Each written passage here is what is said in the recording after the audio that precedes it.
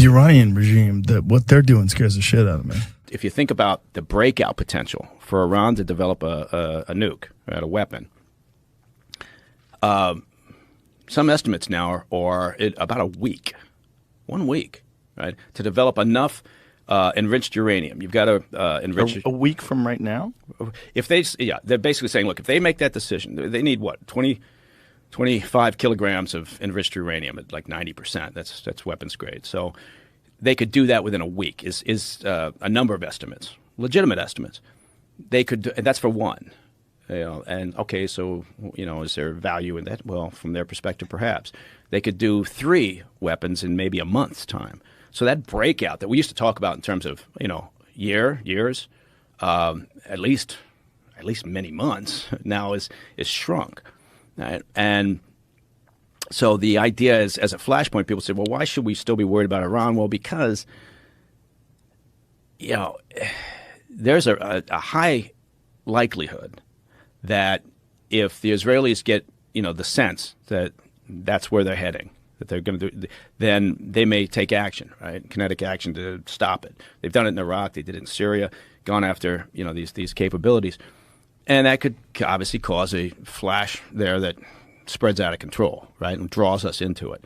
So, there's reasons why, because people, sometimes people say, why do I care about Taiwan? Why do I care about Iran?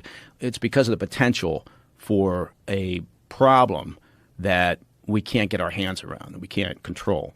And so with Iran, it's largely comes down to this issue of, what is their breakout? Now, aside from just enriching uranium, they got to come up with the weaponization of it all, right? And that could take longer, right? That could take months and months, right? But, it's a heavy lift to figure out what their plans and intentions are. So, and we kind of backed out of this. Biden administration was clear that they wanted to get back into the nuke agreement from 2015. It was like, yeah, we got to do everything we can.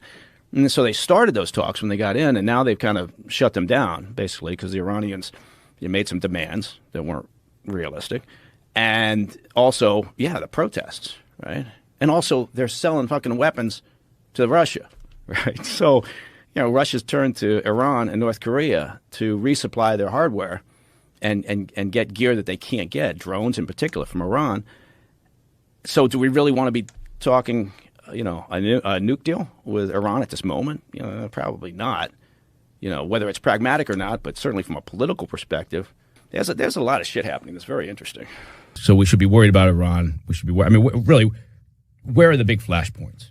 Russia, Ukraine, obviously, is one. Iran. Wesley Clark is a 4-star general. He was the head of NATO, and he told Amy Goodman on Democracy Now! That he saw in late 2001 what is become known as the 7 wars in 5 years. That the plan from the neocons in the government was that we were going to overthrow all these governments in the region in the next 5 years. Now, this plan obviously didn't end up happening in 5 years, but it's literally he names 7 countries, and there's 1 to go.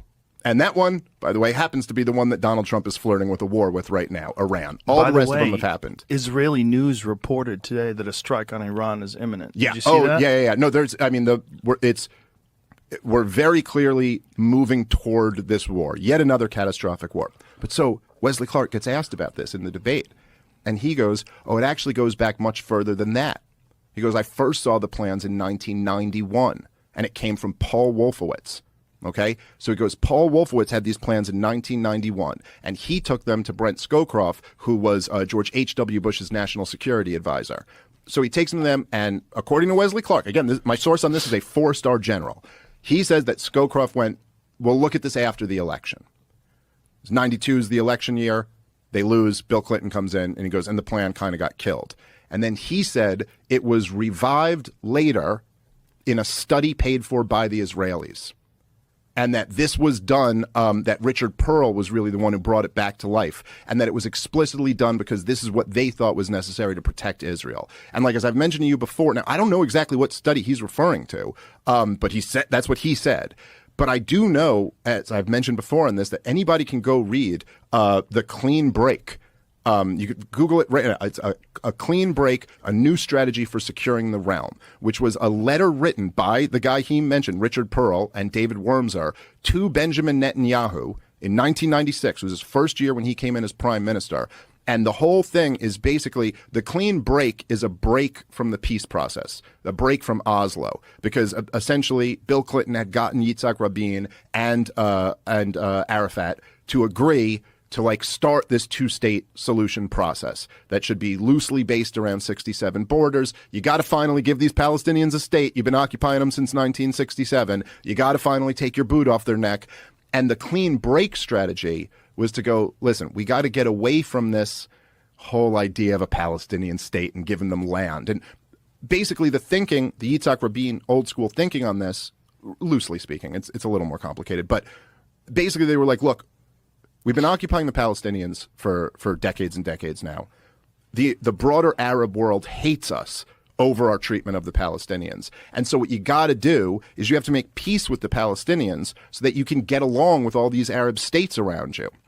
That was kind of the thinking. And the clean break strategy was like, no. We're going to reverse that.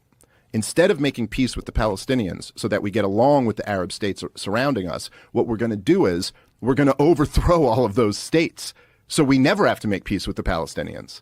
So we never have to have a two-state solution. What we'll just do is we'll go overthrow all of these governments. Of course, Israel can't go overthrow all of these governments, but the U.S. can. And so after they had these plans in according to Wesley Clark in 91.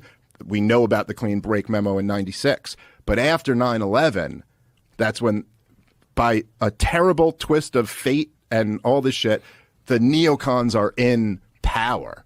They're in George W. Bush's, but there is no Brent Scowcroft. There is no H.W. There's nobody with like a little bit of wisdom at the top. It's Dick Cheney at the top, and then his sidekick, George W. Bush. And they go, so now we're going to move to get this. Do you remember when Dick Cheney was in the bunker and W wasn't? Yeah. That's when we knew it was up. Yeah, that'll tell you something. We were informed that he was in the bunker, which is so crazy. Like, why would you say where the guy everyone's trying to kill is hiding? Yeah. We haven't even touched upon what our adversaries are doing to our cyber infrastructure. I mean, Salt Typhoon is a massive telecommunications breach engineered by the CCP. It's public. It's not classified. And they literally got into our United States of America's telecommunications providers. Broken. And we are playing catch up. These are the priorities we're focused on. We have solutions for them. They take time. They're not sexy. No one wants to talk about upgrading the nuclear arsenal of the triad. It's not the sexy thing to talk about, but that's what we need to do. No one wants to talk about hardening our infrastructure and fixing our grid switch system across the country. You take out one electrical grid infrastructure plant and you take out a large chunk of this country. But when you don't prioritize those things for years, in these last however many years, then our adversaries get hip to it and they say, hey, there's a vulnerability. Let's double down. And what our adversaries are doing, we haven't even talked about the war and Hamas and all that stuff. We don't have to. But they're teaming up. They're saying, look, we really don't like each other, but we don't like America more. So why don't we partner up? Why don't we use the drug trafficking organizations in Mexico, for human smuggling, not just drugs? Why don't we use you, Russia, Iran, the CCP, get together? We'll sell ammunitions to you because you can't get them from anywhere else in the world. You don't have access to banks. You know, the biggest threat we have from a counterterrorism standpoint is Iran. And that's why the president's trying to achieve a peaceful resolution with them and end this war that Hamas started in October in Israel and Gaza. And nothing would be a better solution than a peaceful one to that, because we talked about hostages before. And what did they just report out? 2 more American Israeli citizens' bodies were uncovered yesterday or the day before.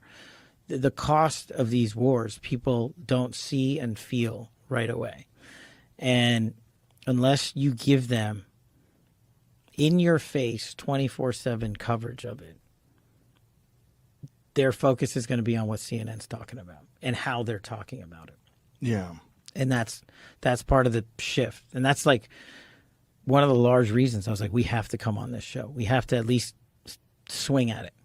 Well, I don't know how many people, maybe no one will watch it. Maybe some people watch it. Oh, a lot of people are going to watch this. No, but that's not the point for me. Like, we just have to try to reach different audiences. We have to try. How do you fix this? It's like you've created whatever the numbers are. Yeah. Whether it's 70,000 people or 20,000 people that have been killed that are innocents. You've created so many more potential terrorists Yes. because so many of the children of those people and the brothers and sisters and relatives of those people. So it's like reinforced this desire to fight against Israel. But we, And you could squash that. You just keep pounding them down till there's nothing left, which is what it seems that they're doing. but we, And I understand it from a tactical perspective, I guess. do we have that animosity and hatred from Japan towards us, where we dropped, and killed 350,000 people? Well, they did for a while. Yeah, but They certainly did for a long while. Yeah, I but now- had friends who'd go to Japan in the 70s, and they said Yeah. you could feel the hatred. yeah, but now it's 55 Yeah, years they're not later. like that at all now. Yeah, okay, But it's a so- totally, completely different generation. So you think future generations will think about Israel the same way we think about Japan? Or Japan thinks about us? No, because future generations in the Middle East, this has been going since day one, since the 6-Day War, since the Yom Kippur War, since day one they've been being attacked. So there's never It's also before Israel was founded. You got to go back to how they were being persecuted in Europe. It was insane. Yes. There's this guy Daryl Cooper's a lightning rod for controversy, unfortunately, but he's got an amazing podcast. And he's got this series called Fear and Loathing in the New Jerusalem, and it starts out with the Jews being persecuted in Europe, and he takes you through what it would have been like for those people, and the gangs of people roaming down the streets, raping women, beating men to death in the streets. And it's so crazy because it's real. It happened, and it was these people's neighbors. And, this was why they got so many people to move to Israel in the first place. Yeah. Because when they said, look, we're setting up a state for Jews from all these Eastern European Jews are like, okay, we're in. And they moved. And then you had and they've also been there since Christ. They've been in Israel. Jews have even been before that, right? a couple weeks. But I think Yes. it predates. I mean, Doesn't it predate Jesus? Yeah. I'm not a historian. This isn't my Let's whole find life. out. Let's find out since we can. What is the earliest? When did Jews first settle the land that's now known as Israel? It was Judea back then, right? Like what was it called? What was it initially called? Miami. But also, this is like, this is one of the reasons why this area is so contentious, is because Christians really believe that when Jesus Holy comes Land. back, that's He's where he's going coming to come. back to Jerusalem, He's going to come yes. back to Jerusalem. Like, are you fucking sure? But here's Sure. here's another thing too.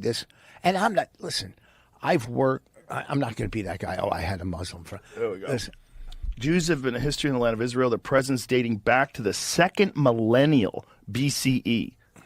Okay, settling in the area around 1250 BCE. So that predates Jesus by 1,250 years. It's funny they call it before current era. Yeah. Like, current era is not 2,000 years ago. Just say before Jesus, you motherfuckers. that's what I say. Second millennial BCE, the Israelites, considered to be the ancestors of the Jewish people, emerged as an outgrowth of the southern Canaanites. The Israelites entered Canaan in 1250 BCE, settling the hill country in the south. 10th century BCE, two Israelite kingdoms, northern kingdom of Israel and the southern kingdom of Judah emerged. The kingdom of Israel was conquered by the Neo-Assyrian Empire in 722 BCE. And in 586 BCE, the kingdom of Judah was conquered by the Neo-Babylonian Empire. 538 BC, the Persian Cyrus the Great ended the Babylonian exile, and the Jews returned to their homeland. So they've been there since 538 BCE, started at 1250 BC. So they were there before anybody. Yeah. The Romans destroyed the Second Temple of Jerusalem in 70 current era, leading to the Jewish diaspora. Wow. Crazy fucking history of controversy in that one place. 48, the state of Israel was established. Many Holocaust survivors Yeah. welcomed it as a homeland. Yeah, in 48. And since then, they've been at war. And so they started settling. Another wave of Jews started coming in 1904, from 1904 to 1914. So Yeah. before 538 BCE. Yeah, but the problem is, like, we're Palestinians there, and like, what are they don't even have a country. If you've got people that are right next to you that don't even have a country, they don't have. What do they do if they're ruled by Hamas? How do they fight back? Like, they are protesting in the streets now. They but are guess what? against Hamas. Yeah, they and are. They get executed. Did you just see that? Yes. The big protest? I just saw that. Thousands and Yes. thousands of courageous people protesting in the street. It's They're like, we don't want any more of this. Stop. well, look what happened. They got I mean, because of Israel's help, got Assad out of Syria. Now the rebels took over, but Assad killed almost 500,000 of his own people, tortured 100,000. I mean, those are the numbers I read. I don't know if they're exact, but he's There's gone. a lot of controversial about Assad in Syria. Yeah. There's a lot of controversy, What- about what actually happened and why we were backing the rebels. I mean, we essentially backed ISIS, which is crazy. We backed Al Qaeda, which is just nuts. If you enjoyed today's episode on JRE Plus, don't forget to give it a thumbs up and share your thoughts in the comments below. Thank you.